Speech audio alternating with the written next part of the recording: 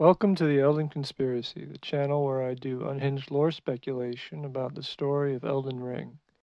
Of all the terminology of Elden Ring, the term Empyrean is one that comes up again and again to even the most cursory look into the lore. We hear that certain demigods within the regime of Queen Marika were chosen as Empyrean, implying that the title comes with some kind of power as well as responsibility. Yet the true meaning of Empyrean status remains elusive. In this video, I will attempt to cut through the vagaries and inconsistencies surrounding this term, and deliver what I hope is a comprehensive theory of Empyreans in the universe of Elden Ring. The Roman mathematician Ptolemy envisioned our solar system as having a planet Earth at the center. This model is otherwise known as geocentrism. In this view, the solar system was enclosed by a crystalline bubble known as the primum mobile, responsible for the movement of the planets and fixed stars. The vast endless expanse beyond this shell Ptolemy named the Empyrean, the abode of God and the angels. Essentially, the Christian heaven adapted to the model of a spherical earth. Taking this as inspiration, it might give new meaning to the Empyrean Rani, seeing as she has some connection to a dark moon, which is itself a sphere, and that carrying glintstone sorcery uses a form of crystal known as glintstone as its medium. Yet if we look at other Empyreans, Ptolemy's theories fall apart. Empyreans such as Millennia and Mikola do not appear to have any explicit relation to the outer edge of the cosmos. They have rather earthly origin. If we look at the equivalent term used in Japanese, it is much more generic. The term used, shinjin, is directly translated as godlike person. No references here to the edge of the known cosmos. Therefore, we must conclude that the term was not chosen by the English localizers as a reference to Ptolemy, but probably just because it sounded cool. To be honest, Empyrean is a pretty cool sounding word. In order to find out the most direct meaning of Empyrean in Elden Ring, we must research it on the game's own terms. So, looking at all the Empyreans we know of from Elden Ring's story, does anything pertinent stand out? If we list all known Empyreans from Elden Ring's story, they all have one thing in common. Nearly all of them are female demigods. In fact, can you think of any female demigod who is not an Empyrean? Every female demigod within Marika's regime has the title of Empyrean. So do Marika herself and the Gloam-Eyed Queen, who both predate the current ruling order. The one exception here is the Empyrean Mikola, who is described as an eternally young boy. However, Mikola is implied to have an alter ego, Saint Trina, who is described as female. In this conversation, Melina comes to mind. She is never explicitly described as a demigod. In fact, she is mentioned very rarely in item descriptions. Many people think that Melina is the Gloam-Eyed Queen. If this theory stands, then it further proves my point, since that would make her both Empyrean and a demigod. The exception of Mikola leads into the second point. When I say female, I don't mean female as it is used in the real world. Elden Ring takes place in a fantasy world. The reproductive morphology of magical demigods is left completely unknown to us.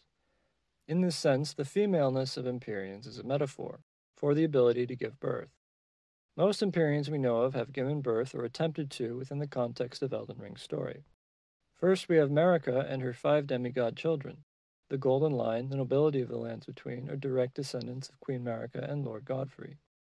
Second, the Gloam-Eyed Queen is said to have birthed her own servants, the Godskin apostles and nobles. Again, we have the association with demigods and nobility.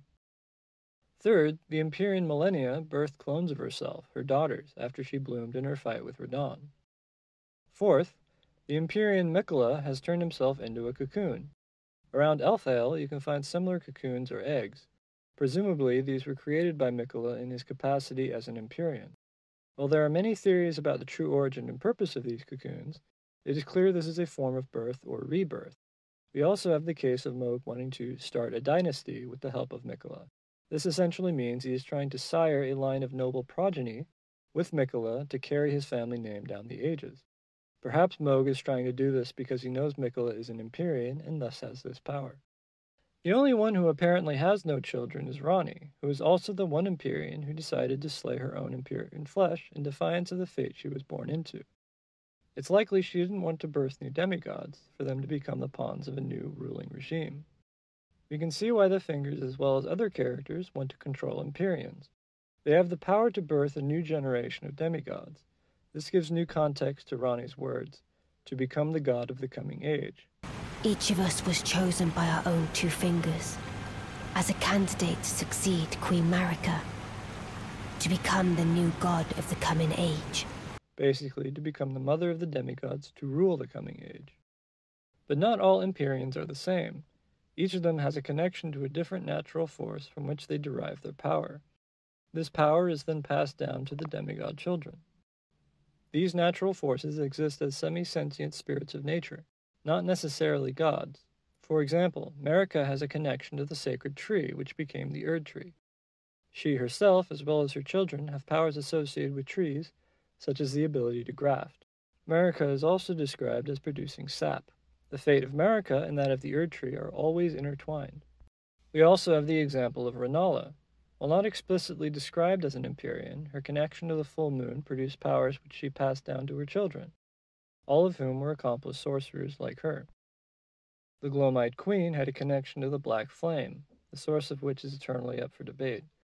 But her kids have inherited this power and are also able to use this black flame themselves. Millennia derives her power from the scarlet rot, thus her daughters have the power to bloom and use white gold prosthetics and have similar fighting prowess. We don't know what Miquella's cocoons would have produced if he had never been abducted by Mohg. Because of his link to the Halig tree, we can say Miquella is, like Marika, an Empyrean of a sacred tree. Similar to how the existence of both Renala and Rani creates two moons, both Marika and Miquella are responsible for two sacred trees. It's impossible to talk about Empyreans without mentioning the fingers. Most of what we know is related to us by Rani, who tells us she was chosen by the fingers as an Empyrean. The fingers appear to have some vested interest in who becomes an Empyrean, and the dialogue implies that the power is somehow granted by the fingers. Yet we also hear from Gowry that Millicent will become an Empyrean if she blooms enough times. When Malenia ascends to godhood, Millicent too shall be reborn, as a scarlet Valkyrie. By this point in the story, all the fingers we know of have died. Both of these responses create confusion over whether the power of the Empyreans is innate or is granted by the fingers. At this point, I will say there is no definitive way to solve this question. The fact that the Empyrean's power runs in the blood, that Rani has the same power and link to a specific moon like her mother, or that Millicent has similar fighting abilities to Millennia, would suggest that the Empyrean's powers are inborn. However, we don't really know the full scope of the fingers' influence. We know they predate the Erd tree. Fate seems to work in mysterious ways. It could be that Empyreanhood is both innate and chosen by the fingers. And given Marika herself was an Empyrean and started the age of the Erd tree, this suggests that Empyreans like the fingers predate the Erd tree. Many lore hunters have described the various spiritual traditions which proliferated before Marika's time as pagan. I don't necessarily disagree with this. However, when talking about the connection between Empyreans and nature, I believe it is more accurately described as animistic. From Wikipedia, animism is the belief that objects, places, and creatures all possess a distinct spiritual essence. Animism perceives all things, animals, plants, rocks, rivers, weather systems, human handiwork, and in some cases words, as animated and alive.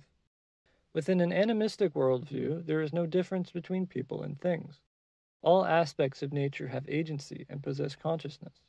One example of animistic tradition, which somewhat matches the ideas of Elden Ring, is the ancient Minoan religion from the island of Crete.